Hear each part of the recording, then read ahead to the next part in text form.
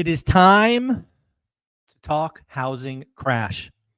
More specifically, I am going to list 9 reasons the housing crash and doomers have been wrong for the last 5 to 10 years, depending on how you're counting it. The reason I'm doing this is I am being inundated with Crash Bro fans. So in this quick 3, 4, 5 minutes, I'm going to give you 9 reasons they have been wrong. They will continue to be wrong. But most importantly, I want to arm you with 9 facts that you can use to get just a little smarter and see through their BS and utter nonsense. So number 1, the housing doomers and crash bros cannot see past the last crash, aka the global financial crisis. They are so warped. Maybe they have PTSD. Maybe they were personally impacted by the GFC and they can't get out of the way. They now think that every cycle ends in a 30, 40, 50, 60% crash. That is not how housing cycles work. If you have taken the time to go back and look at the last, say, 55 years, like I have, you realize that the housing cycle of the GFC is abnormal, not normal, unusual, one-time thing. So to think that the next crash will be just like the GFC is a mistake. If you are watching a housing analyst and all they keep telling you is the next GFC is coming, probably a good sign that that creator has PTSD or is at least very biased. Number 2, I don't know how to say this one nicely, so I won't. The housing crash bros or doomers are either too stupid, too young, or too naive to look at history. History is a great teacher. And we have had housing cycles long before the GFC. In fact, if you were not too stupid, too young, or too naive, you would have seen that the U.S. housing cycle has been through a similar stretch. We have had a time in history where interest rates shot up and shot up quickly. So if you had half a brain, right, you would have looked at that and said, hey, can I learn something from this? What happened the last time interest rates doubled or tripled? Maybe, just maybe, there is something I can learn from this and get ready for this cycle. They clearly did not. Number 3, we actually had a housing crash. We did. We had a housing crash. Unfortunately, these doomers didn't see it. Still haven't talked about it. The housing crash was in transactions. We went from roughly 6.4 million transactions to currently 4 million, and I think going lower. That is a crash. That is real GDP. That is real jobs. That is real income disappearing. So again, we had a housing crash. It just wasn't where these individuals were telling you it was going to be. Next, there is an economic concept that these housing doomers do not understand. And again, it is only something you can get by looking at history. It is something called price elasticity.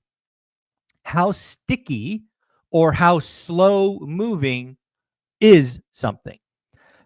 If you go back and look at history, housing, specifically single-family homes, is very inelastic.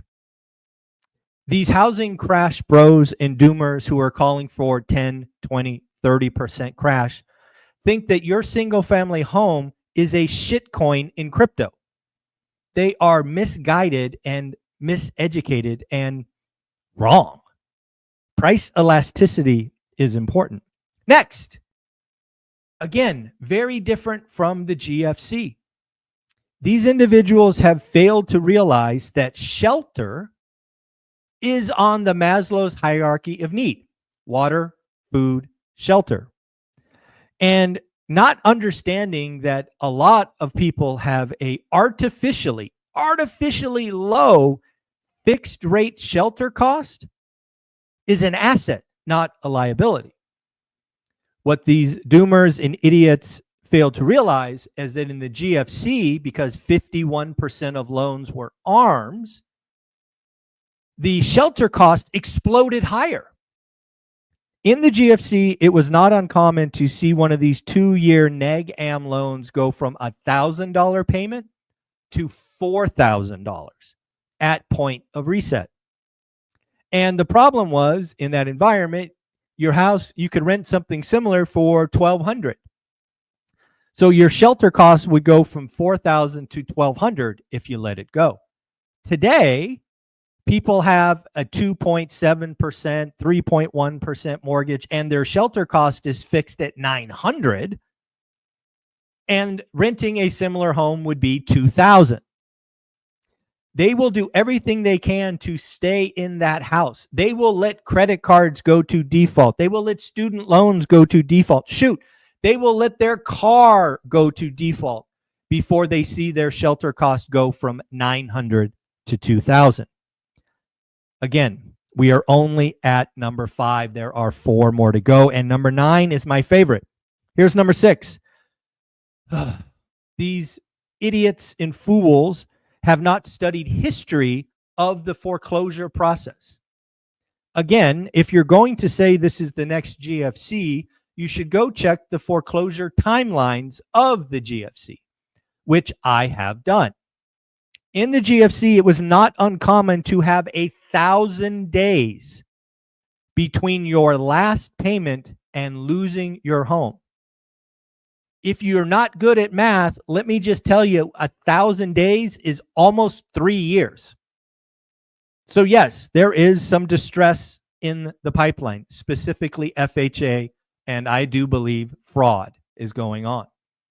But to think that this is all going to be resolved and the distressed inventory is coming to market tomorrow is misguided. Again, this probably shows up in 2026, best case.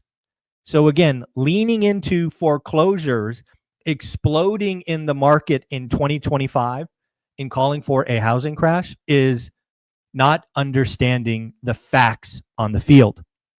Number 7, if you haven't figured out by now, banks and the U.S. government will not let the housing market go the way of the GFC. They will, at a drop of a hat, create forbearance periods. They will bleed this out. They will slow roll this thing. They are not going to behave like they did last time. Number 8, calling for something greater than a 5% housing crash in any single year is historical oddity. You can go back and look at history, and there is 1 year, possibly 2, back-to-back in the GFC, where home prices fell greater than 5% in a single year. Can housing fall 5% over multiple years? Absolutely. Can it fall 10% over multiple years? Absolutely. Can it fall 10% in a single year? Very unlikely. And then number 9, this one is my favorite. These content creators, frankly, don't care about their audience. They don't care about being right. They don't care about their reputation. They have sold out to the algorithm. They know if they create their daily doom porn that you will click on it, you will watch it, you will be afraid, you will do nothing, and they will buy homes. Folks, it's probably not a surprise to you, but these content creators with mass followings are printing money. And it probably wouldn't shock you that some of them have gone from renters to homeowners. This is what they are doing. And then I did have number 10. I wasn't sure if I was going to say it, but I might as well. What I have seen in a lot of these crash bros is they are actually failed individuals in the real estate business. Some of them are failed mortgage originators. Some are failed real estate agents. Some are failed underwriters. And they just became porn creators. Their porn is doom, fear. So those are my 10 reasons, and hopefully they help you understand and allow you to ask questions. Are you thinking the GFC? Are you thinking foreclosure timeline? Are you? So that's what I got for you. I was getting bombarded, so I wanted to create the top 10 list of why housing crash doomers are wrong.